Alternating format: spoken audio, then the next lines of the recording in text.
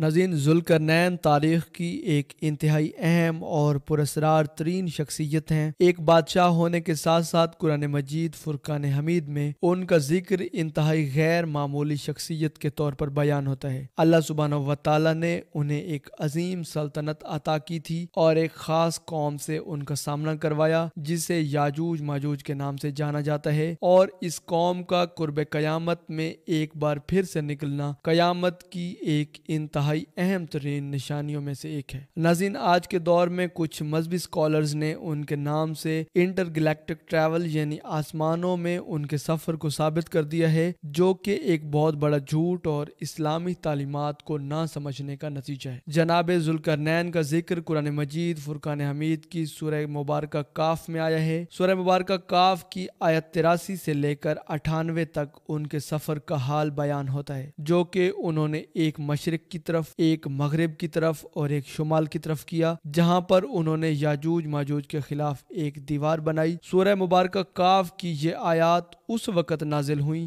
جب ایک یہودی عالم کے پاس کچھ عرب کے لوگ پہنچے اور ان سے کہنے لگے کہ محمد صلی اللہ علیہ وآلہ وسلم سے ایسا کیا سوال کیا جائے کہ ان کے نبی ہونے کی حقیقت واضح ہو جائے۔ کسی یہودی عالم کو رسول اللہ صلی اللہ علیہ وآلہ وسلم سے 3 سوال کرنے کا کہا گیا، جن میں سے ایک سوال یہ تھا کہ وہ شخص کون تھا جو کہ دنیا کے 3 کونوں تک گیا۔ اسی سوال کا جواب اللہ سبحانہ و تعالیٰ نے اسی سورہ کاف کی آیات میں اس طرح سے ذوالقرنین علیہ السلام کے بارے میں بیان فرمایا کہ ان کے تمام زمینی سفر کو وضاحت کے ساتھ قرآن مجید میں بیان فرمایا۔ ناظرین، اس سفر کا تعلق یاجوج ماجوج کی قوم اور ان کو قید کرنے سے متعلق بھی تھا۔ ناظرین، یہودی قوم جناب ذوالقرنین کو اپنے لیے ایک محسن کے طور پر جانتی تھی۔ جب باب العراق کا بادشاہ بخت نصر ہزاروں یہودیوں کو قتل کر کے 1 لاکھ کے قریب یہودیوں کو غلام بنا کر اپنے ساتھ لے آیا، تو وہ ذوالقرنین ہی تھے جنہوں نے بخت نصر بادشاہ کی سلطنت پر حملہ کر کے اس کو شکست دی اور یہودیوں کو دوبارہ ان کا وطن ملک فلسطین اور یروشلم شہر واپس دلوایا۔ اور اسی لیے اس یہودی عالم کو امید تھی کہ حضرت محمد مصطفیٰ صلی اللہ علیہ وآلہ وسلم کیونکہ تورات کا علم نہیں رکھتے اور وہ ایک مخصوص یہودی ربی حاصل کر سکتا ہے، لہٰذا وہ اس کا جواب نہیں دے سکیں گے۔ لیکن سورہ کاف کی آیت 83 میں اللہ سبحانہ و تعالیٰ نے شخصیت کا نام ذوالقرنین بیان کر کے فرمایا کہ اے محمد صلی اللہ علیہ وآلہ وسلم، یہ آپ سے دریافت کرتے ہیں کہ ذوالقرنین کے بارے میں، اور اس کے بعد اس یہودی عالم کے سوال کے متعلق ان کا دنیا کے 3 کونوں کا سفر بھی بیان فرمایا، جو کہ ہم ویڈیو میں آگے جا کر جانیں گے۔ قرآن مجید فرقان حمید میں اللہ سبحانہ و تعالیٰ نے ان کو ایک عظیم بادشاہ اور نیک حکمران کے طور پر بیان کیا ہے، لیکن یہ بھی جاننا انتہائی اہم ہے کہ قرآن ان کی تفصیلات کو کافی پراسرار رکھتا ہے کہ کیا وہ کوئی نبی تھے یا پھر دنیاوی بادشاہ، یا پھر ان کا یہ سفر کسی سلطنت کی طرف تھا۔ قرآن میں بس ان کی ڈائریکشن کا ذکر موجود ہے۔ جب جناب ذوالقرنین کا مقبرہ کھول کر دیکھا گیا تو اس میں 3 سینگوں والا ایک مجسمہ دریافت ہوا، جس پر دنیا کے 3 حصے واضح طور پر موجود تھے، جو کہ اسی دنیا کے 3 حصوں کے سفر کی طرف اشارہ کرتے ہیں۔ جناب ذوالقرنین بادشاہ کی شخصیت اتنی پراسرار کیوں ہے؟ اس کی ایک بڑی وجہ قرآن مجید فرقان حمید میں ان کی غیر معمولی طاقت اور اللہ سبحانہ و تعالیٰ کی طرف سے دی گئی ہدایت ہے، کیونکہ اللہ سبحانہ و تعالیٰ کی طرف سے حکم ملنا اس بات کی طرف واضح طور پر اشارہ کرتا ہے کہ وہ اللہ کے پیغمبر اور ساتھ ساتھ دنیاوی بادشاہ بھی تھے، کیونکہ ہم جانتے ہیں کہ غیر نبی اللہ سبحانہ و تعالیٰ سے اس طرح سے حکم نہیں لے سکتا۔ اب یہ بھی ممکن ہے کہ اس زمانے میں کوئی پیغمبر موجود ہو جنہوں نے جناب ذوالقرنین کو یہ اللہ کا حکم سنایا ہو، لیکن اگر ایسا ہوتا تو قرآن مجید فرقان حمید اس کو ضرور بیان فرماتا۔ اللہ سبحانہ و تعالیٰ نے انہیں زمین میں اقتدار اور حکمت دی، اور وہ اپنی سلطنت کو چھوڑ کر دنیا کے شمال، مشرق اور مغرب تک گئے، اس لیے ان کا کردار کسی عام بادشاہ سے بہت زیادہ بلند ہے، کیونکہ وہ اللہ کے حکم پر چلتے تھے اور دنیا میں عدل و انصاف قائم کرتے تھے۔ یہی وجہ ہے کہ جناب ذوالقرنین کا ذکر عام بادشاہوں کی طرح نہیں ہوتا، بلکہ اللہ سبحانہ و تعالیٰ کی طرف سے خاص ہدایت یافتہ شخصیت کے طور پر بیان ہوتا ہے۔ ناظرین، مولانا عبدالکلام آزاد کے مطابق جناب ذوالقرنین 580 قبل مسیح میں پیدا ہونے والے کرانی بادشاہ تھے، جنہیں ایرانی کوس کبیر کے نام سے جانتے ہیں، اور ان کا لقب ذوالقرنین یعنی 2 سینگوں والا۔ ان کا پہلا سفر موجودہ دور کے ایران، افغانستان اور بلوچستان کی طرف تھا، جنہیں وہ فتح کرتے چلے گئے، اور ان کا دوسرا سفر موجودہ دور کے آرمینیا اور ترکی کے علاقے کی طرف تھا، جبکہ ان کا تیسرا سفر تھا عراق کی طرف۔ یہاں پر انہوں نے بنی اسرائیل قوم یعنی یہودی قوم کو بخت نصر کی قید سے آزاد کروایا۔ عام طور پر جنگوں میں صرف قتل و غارت اور تباہی ہوتی ہے، لیکن یہاں پر یہ جاننا انتہائی ضروری ہے کہ ان تمام مہمات کے دوران انہوں نے انتہائی نرمی اور رحم دلی کا مظاہرہ کیا۔ قتل و غارت اور لوٹ مار کرنے کی بجائے لوگوں کو امان دیتے چلے گئے، اور اسی کی وجہ سے لوگ متاثر ہو کر ان کی فوج میں جڑتے چلے گئے۔ بابل پر قبضے کے بعد انہوں نے اپنا مشہور زمانہ فرمان جاری کیا، جو کہ آنے والی نسلوں کے لیے قانون بنا۔ یاد رہے کہ یہ حضرت عیسیٰ علیہ نبینا علیہ السلام کی پیدائش سے بھی 586 سال پہلے کا واقعہ ہے۔ آج بھی اس فرمان کی copy United nation assembly, British museum اور ایرانی پارلیمنٹ میں موجود ہے۔ ناظرین، سورہ مبارکہ کاف میں ان کے سفر کا حال بیان ہوتا ہے کہ وہ ایک راستے پر چلے جو کہ ایک طرفہ تھا، یہاں تک کہ وہ سورج کے ڈوبنے کی جگہ پر پہنچ گئے۔ ناظرین، ایران کے مغرب میں اس وقت بھی آرمینیا اور آذربائیجان کا علاقہ موجود ہے۔ اللہ سبحانہ و تعالیٰ مزید فرماتے ہیں کہ وہاں پر اس نے سورج کو ایک کیچڑ نما چشمے میں غروب ہوتا ہوا پایا، یہاں پر انہوں نے ایک قوم کو پایا۔ اللہ سبحانہ و تعالیٰ نے جناب ذوالقرنین کو فرمایا کہ اے ذوالقرنین، تو ان کو چھوڑ دے یا پھر اس قوم کے لیے کوئی بہتر روش اختیار کر۔ یعنی ذوالقرنین کو یہ اختیار دے دیا کہ اس قوم کے ساتھ چاہے جو مرضی سلوک کرے۔ سب سے حیرت کی بات یہ ہے کہ آج بھی آرمینیا میں جھیل سامان موجود ہے، جس کے پاس جناب ذوالقرنین اس سفر کے دوران پہنچے، اور یہ بات ثابت ہوتی ہے بالکل وہی خاصیت جو کہ قرآن مجید نے اس کی بیان کی ہے کہ جھیل آرمینیا کے رقبے کا 5% ہے۔ مطلب اس وقت یہاں پر ایک قوم آباد تھی جس کے بارے میں اللہ سبحانہ و تعالیٰ نے جناب ذوالقرنین کو حکم دیا کہ تمہیں اختیار ہے کہ ان کے ساتھ جیسا مرضی سلوک کرو۔ اور ظاہر ہے کہ جناب ذوالقرنین کی طبیعت میں نرمی اور رحم دلی تھی، تو انہوں نے یہاں پر قتل و غارت سے اجتناب کیا ہوگا اور ان کو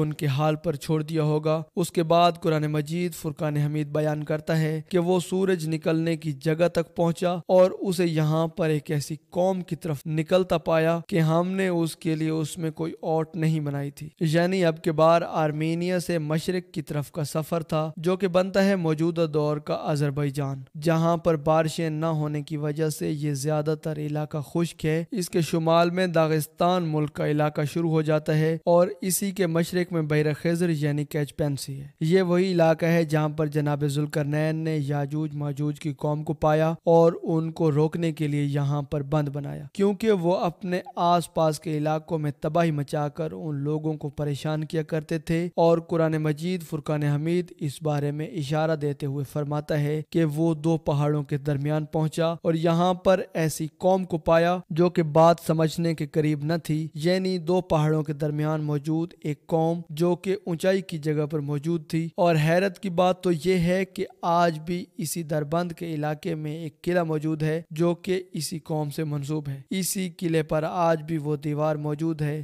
وہ بند موجود ہے جو کہ جناب ذوالقرنین نے اس قوم کو روکنے کے لیے بنایا تھا۔ ناظرین، قرآن بتاتا ہے کہ یہاں پر موجود قوم نے جناب ذوالقرنین سے شکایت کی کہ یاجوج ماجوج بہت ہی فسادی اور ظالم قوم ہے کہ کسی کی بات کو نہیں سنتے اور نہ ہی سمجھتے ہیں، لہٰذا ہم آپ کو تمام مال و دولت دینے کو تیار ہیں کہ آپ ہمارے اور ان کے درمیان ایک دیوار بنا دیں۔ لیکن جناب ذوالقرنین نے جواب دیا کہ میرے پاس اللہ کا دیا سب کچھ ہے، بس اپنے لوگوں سے کہو کہ مین پاور کے طور پر یہ دیوار بنانے میں میری مدد کریں۔ اور اس طرح جناب ذوالقرنین نے لوہے اور تانبے کو پگھلا کر یاجوج ماجوج اور ان کے درمیان ایک دیوار تعمیر کر دی۔ یعنی یاجوج ماجوج ایک انسانی مگر وحشی تھے۔ آج کے دور میں جو لوگ ان کو غاروں کے اندر چھپی ہوئی کوئی مخلوق یا پھر کوئی ایلین مخلوق یا پھر کوئی مونسٹر کے طور پر پیش کرتے ہیں، دراصل وہ قرآن کے اس کنسیپٹ سے بالکل واقف نہیں ہیں بلکہ ہالی ووڈ کی سائنس فکشن فلم سے متاثر ہیں، کیونکہ قرآن تو ایک ایک کر کے نشانی کے طور پر اس علاقے اور ان لوگوں کی بھی نشاندہی کر رہا ہے جو کہ آج بھی نشانی کے طور پر موجود ہیں کہ یہ کون سی قوم تھی اور انہیں یہاں پر کیوں قید کیا گیا۔ ناظرین، قرب قیامت کی اتنی بڑی نشانی کو توڑ مروڑ کر ان لوگوں نے کسی ایلین مخلوق سے اس کو جوڑ دیا ہے جو کہ کسی اور سیارے پر آباد تھی اور قیامت سے پہلے زمین پر واپس آئے گی، اور یہ بھی کہ جناب ذوالقرنین نے بھی کسی اور سیارے کی طرف آسمانی سفر کر کے اس قوم کو دیکھا اور ان کے اور زمین کے درمیان ایک دیوار بنا دی جو کہ ٹوٹلی illogical کنسیپٹ ہے۔ قرآن کے مقدمے میں یہ بات بالکل فٹ ان ہوتی ہی نہیں ہے، نہ اس کا کوئی کانسیپٹ بنتا ہے اور نہ ہی کوئی لاجک، وہ اس لیے کہ آج بھی یہ بند اپنی اصلی حالت میں اسی علاقے میں اپنی نشانیوں کے ساتھ موجود ہے۔ اور دوسرا، صحیح بخاری صحیح مسلم کے اندر ایک حدیث موجود ہے جس کے راوی جناب ابو سعید خدری ہیں، جس کے مفہوم کے مطابق جناب رسول اللہ صلی اللہ علیہ وآلہ وسلم نے فرمایا کہ قیامت کے دن اللہ سبحانہ و تعالی جناب آدم علیہ السلام سے کہیں گے کہ اپنی نسل سے جنتی اور جہنمیوں کو الگ الگ کرو، تو ہر 1000 میں سے 999 جہنمی ہوں گے جو کہ یاجوج ماجوج سے ہوں گے، جبکہ صرف ایک جہنمی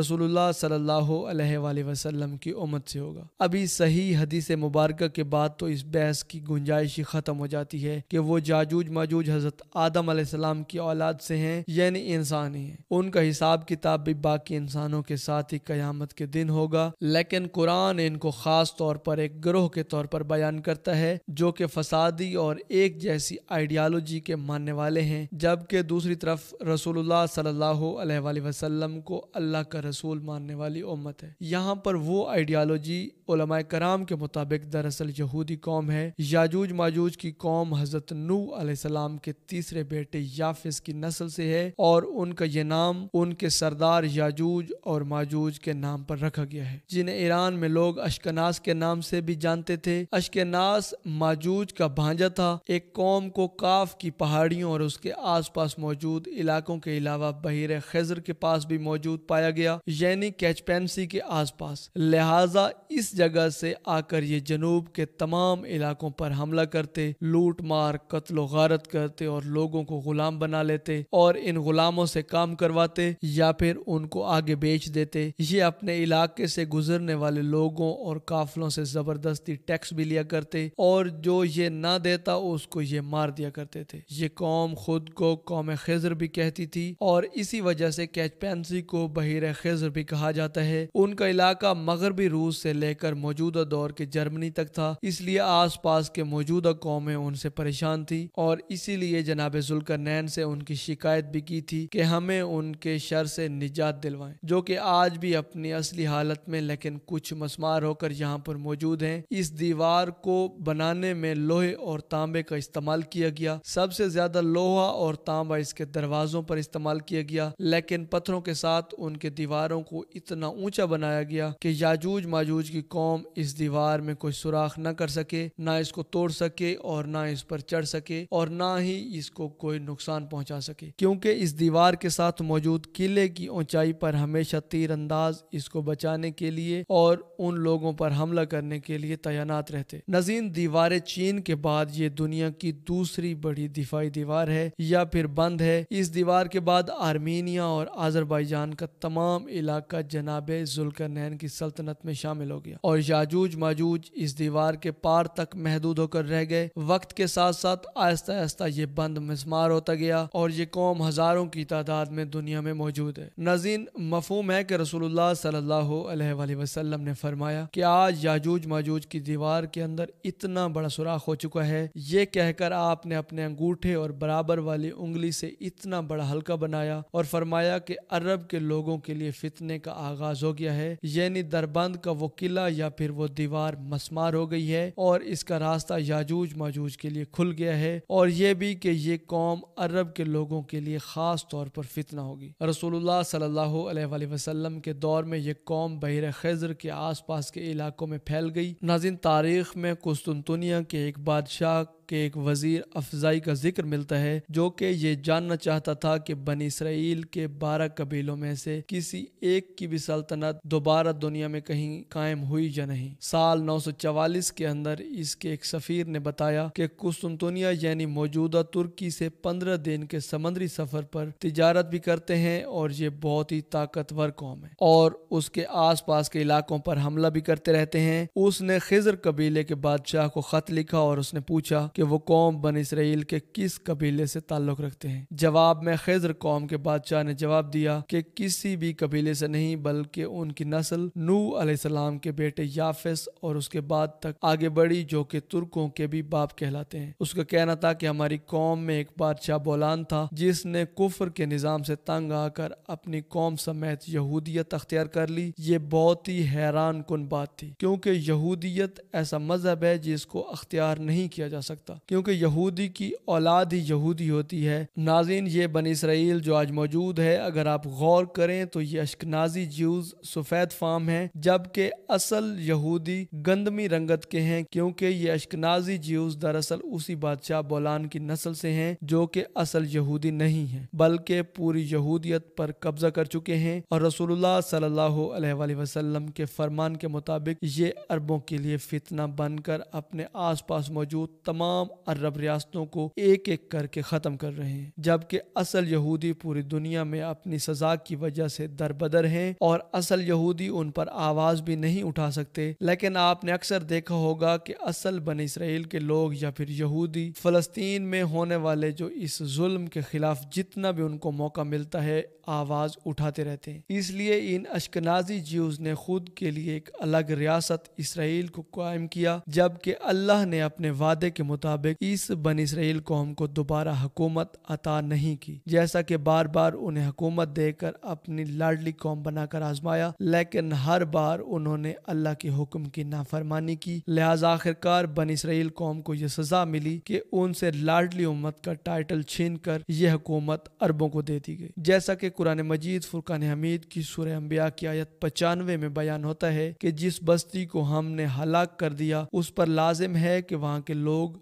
اب پلٹ کر نہیں آئیں گے، یعنی یروشلم کی بستی جو کہ بنی اسرائیل قوم کا گھر تھا۔ اور حیرت انگیز طور پر اس کے بعد اگلی آیت میں بیان ہوتا ہے کہ یہاں تک کہ یاجوج ماجوج کھول دیے جائیں گے اور وہ ہر بلندی سے دوڑتے ہوئے آئیں گے۔ اور ان دو آیات کی ایک ساتھ موجودگی اور ان کے کانسیپٹ کو سمجھنے کی کوشش کریں کہ اللہ سبحانہ و تعالیٰ فرماتے ہیں کہ تم لوگ کبھی بھی اپنی حکومت کو دوبارہ قائم نہیں کر سکو گے، لیکن تمہاری جگہ ہم یاجوج ماجوج کو آزادی دے دیں گے، ان کو حکومت دے دیں گے، وہ ہر بلندی سے یعنی بزنس، میڈیا، پالیٹکس ہر جگہ پر قابض ہوں گے یا پھر ان کی بلندیوں پر موجود ہوں گے اور مسلمانوں پر حملہ کریں گے، کیونکہ میدان جنگ میں اونچی جگہ کو فتح کی علامت سمجھا جاتا ہے اور قرآن بھی ہمیں یہی سمجھانے کی کوشش کرتا ہے۔ یعنی اصل یہودی اب تک در بدر ہیں، جبکہ اشکنازی جیوز کے ساتھ ہی رسول اللہ صلی اللہ علیہ وآلہ وسلم کے فرمان کے مطابق مسلمانوں کی آخری جنگ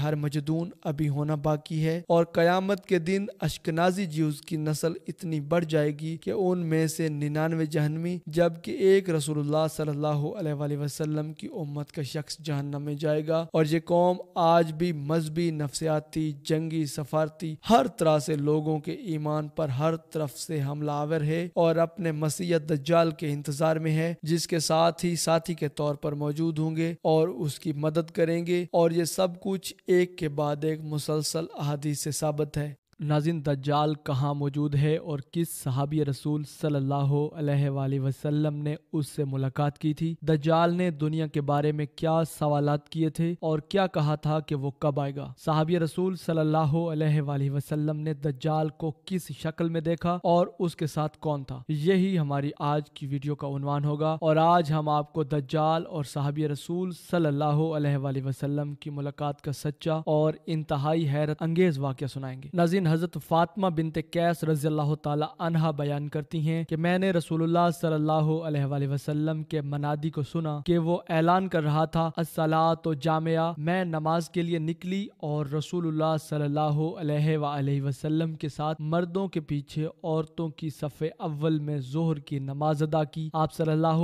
علیہ وآلہ وسلم نماز سے فارغ ہو کر ممبر پر بیٹھے۔ آپ کے چہرہ انور پر اس وقت مسکراہٹ تھی۔ آپ صلی اللہ علیہ وآلہ وسلم نے ارشاد فرمایا ہر شخص اپنی اپنی جگہ پر بیٹھا رہے۔ اس کے بعد آپ صلی اللہ علیہ وآلہ وسلم نے ارشاد فرمایا جانتے ہو میں نے تمہیں کیوں جمع کیا ہے؟ صحابہ نے عرض کیا اللہ اور اس کا رسول بہتر جانتے ہیں۔ حضور نبی رحمت صلی اللہ علیہ وآلہ وسلم نے فرمایا باخدا میں نے تم کو نہ مال وغیرہ کی تقسیم کے لیے جمع کیے ہے نہ کسی جہاد کی تیاری کے لیے، بس صرف اس بات کے لیے جمع کیا ہے کہ تمیم داری پہلے نصرانی تھا، وہ آیا اور مسلمان ہو گیا اور مجھ سے ایک قصہ بیان کرتا ہے جس سے تمہیں میرے اس بیان کی تصدیق ہو جائے گی جو میں نے کبھی دجال کے متعلق تمہارے سامنے ذکر کیا تھا۔ وہ کہتا ہے کہ ایک بڑی کشتی میں سوار ہوا جس پر سمندر میں سفر کیا جاتا ہے، ان کے ساتھ قبیلہ لخم اور جزام کے 30 لوگ تھے۔ یہ ایک ماہ تک سمندری طوفان میں پھنسے رہے، آخر مغربی جانب ان کو ایک جزیرہ نظر آیا جس کو دیکھ کر وہ بہت خوش ہوئے اور چھوٹی کشتیوں میں بیٹھ کر اس جزیرے پر اتر گئے۔ سامنے ان کی نظر ایک جانور کی شکل کی چیز پر پڑی جس کے پورے جسم پر بال ہی بال تھے، ان بالوں میں اس کے اعضائے مستورہ تک کچھ نظر نہ آتے تھے، لیکن لوگوں نے اس سے کہا کہ کمبخت تو کیا بلا ہے؟ وہ بولی میں جساسہ ہوں، چلو اس گرجے میں، وہاں ایک شخص جو تمہاری خبروں کا مشتاق ہے۔ یہ کہتے ہیں کہ جب اس نے یہ آدمی کا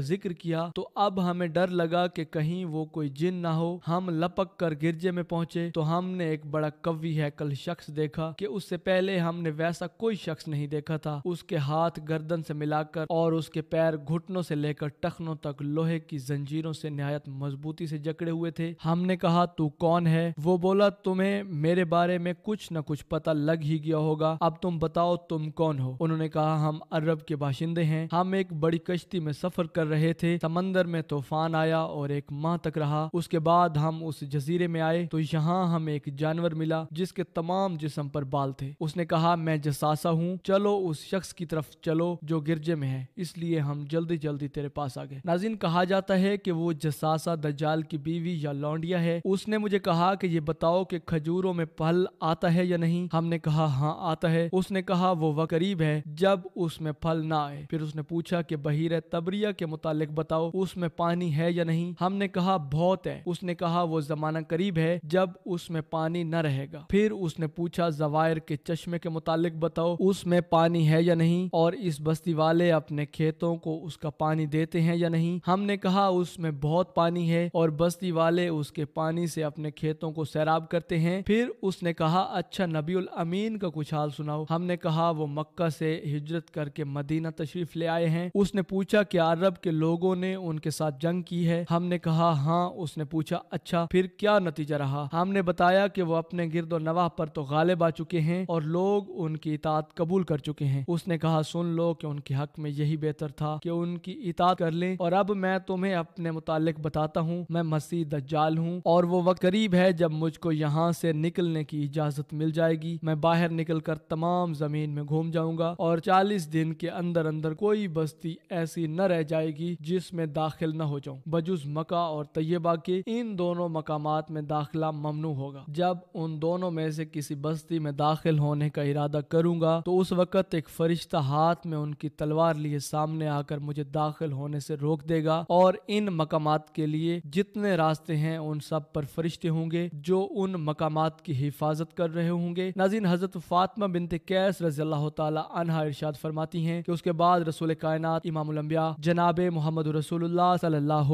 علیہ وآلہ وسلم نے اپنی لکڑی منبر پر مار کر ارشاد فرمایا وہ طیبہ یعنی مدینہ ہے، پھر فرمایا وہ طیبہ یہی مدینہ ہے، پھر فرمایا وہ طیبہ یہی مدینہ ہے۔ یہ جملہ 3 مرتبہ ارشاد فرمایا، پھر فرمایا دیکھو کیا یہی بات میں نے تم سے پہلے بیان نہیں کی تھی؟ لوگوں نے کہا جی ہاں یا رسول اللہ، آپ نے بیان فرمائی۔ پھر فرمایا دیکھو وہ بحر شام یا یمن کے مشرق کی جانب ہے، اور اس طرف ہاتھ سے اشارہ فرمایا۔ ناظرین یہ حدیث کتاب صحیح مسلم جلد نمبر 2 صفحہ نمبر 404 پر باب قسط الجسا میں موجود ہے۔ ناظرین روایات کے مطابق دجال دجال کوئی فرشتہ یا جن نہیں بلکہ وہ انسان ہی ہوگا۔ قیامت کے قریب حضرت عیسیٰ علیہ نبینا علیہ السلام کے نزول سے کچھ عرصہ پہلے آئے گا۔ دجال کا خروج اصفہان کے ایک مقام یہودیہ میں ہوگا اور وہ چند روز میں پوری دنیا کی سیر کر لے گا، البتہ مکہ مکرمہ اور مدینہ منورہ اور بیت المقدس میں داخل نہیں ہو سکے گا، جیسا کہ احادیث میں آیا ہے۔ ناظرین، فتنہ دجال سے حفاظت کے لیے جو دعائیں اور اعمال ہیں ان کا خاص اہتمام کرنا چاہیے، مثلا اعمال صالحہ اور تقوی کے ذریعے ایمان کو خوب مضبوط اور پختہ کرنے کی کوشش کرنی چاہیے۔ ہر جمعہ کو پابندی سے سورہ کاف کی تلاوت اور دجال سے حفاظت کی دعاؤں کو بکثرت ورد کرنا چاہیے۔ پروردگار عالم ہمیں فتنہ دجال سے محفوظ فرمائے۔